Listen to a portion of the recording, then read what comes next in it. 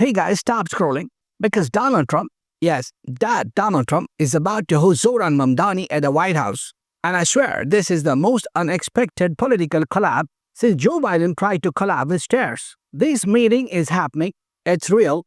It's at 3 p.m. And honestly, it feels like the political equivalent of Netflix announcing Season 3 when the MAGA president meets the socialist mayor, sponsored by Chaos. Let's get into it. During his victory speech, Mamdani goes on stage, looks straight into the camera and drops, "President Trump, I know you're watching. Turn the volume up." Bro, this is a man who rage tweets at windmills. You really told him to turn the volume up? He lives that volume up. He thinks whispering is talking at 90 decibels. This is like poking a lion and saying, "Hey buddy, wake up, I have a meeting request." But Mamdani did it anyway. Respect. Reckless, but respect. And here's the thing about Trump. He spent months calling Mamdani a communist, a radical, a socialist threat, the whole Cold War PowerPoint. But the minute they're about to meet, suddenly he's like, he's different, but successful. I think it will be quite civil. We'll get along fine. Oh, now you want to be civil? Sir, you tried to politically close the entire city of New York 24 hours ago. This is classic Trump. He trashes you backstage, then brings you on stage like, "Ladies and gentlemen, my good friend." He's like the uncle who insults you all year, then smiles for the Christmas family photo like nothing happened. Now let's talk about the White House press secretary. She gets asked about a meeting and goes, "It speaks volumes that we have a communist coming to the White House." And there it is, the C word. Not the collaboration we needed, the communists that keep copy-pasting like it's keyboard shortcut, Control plus Comrade. Mamdani, I'm not a communist. White House, we heard you, but also no. It's like immigrant parents when you tell them you're depressed. "I'm sad." "No, you're not." Drink water.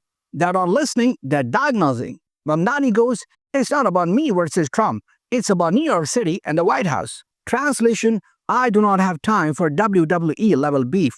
I have rent freezes and free buses to figure out. This man spent the entire Thursday preparing like a student who just realized finals are tomorrow. Governor Hochul, Schumer, Hakeem Jeffries, Al Sharpton, a UBS CEO, probably 5 aunties telling him, "Son, don't argue." He's basically assembling the Avengers to negotiate with one man who communicates like an all-caps text message. Let's list the things Trump has said about Mamdani's win. He's very angry. "I could cut federal funding. Maybe we take control of the city."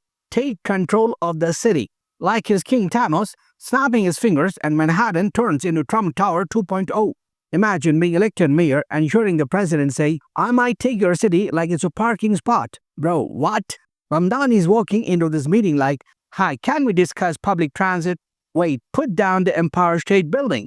Okay, what are the stakes? AKA why this meeting is basically a hostage negotiation. 1. New York needs federal funding. Like, badly. This is a city where the MTA collapses if someone sneezes too hard. 2. Trump needs a villain for 2026. Biden's not running, Kamala's not running. He needs a socialist mayor to yell at in rally speeches. 3. Mamdani needs cooperation. Free buses, universal childcare, government grocery stores. This man has ideas, big ones. Price tag on Amazon levels of big. 4. There's weird voter overlap. 10% of Trump voters backed Mamdani. This is like finding out people who watch Fox News also secretly binge NPR podcasts. Democracy is messy, man. J.D. Vance was asked whether he joined the meeting. His answer, "I might have a stomach bug." This man is the second most powerful person in America, and he's fake sick to avoid a socialist. He's the kid who tells the teacher, "Ma'am, I can't give my presentation. I have allergies in December." Okay, so what's going to happen at 3 p.m.? Here is my prediction of the vibe. Trump, congratulations on your win, but also you're destroying America. Mamdani, thank you, Mr. President. Anyway, buses. Trump, be nicer to me. Mamdani, do you want to talk about affordability? Trump, I love New York more than you. Journalists outside, who blinked first? Whose hand swallowed whose hand during the shake? This is peak political theater.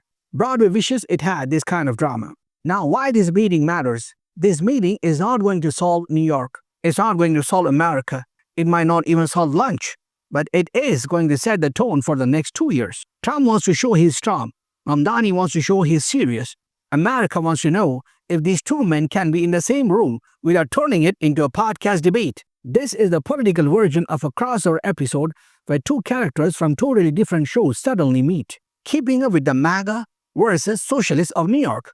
Did anyone ask for this? No. Will we watch it? Absolutely. At the end of the day, the showdown is perfectly American.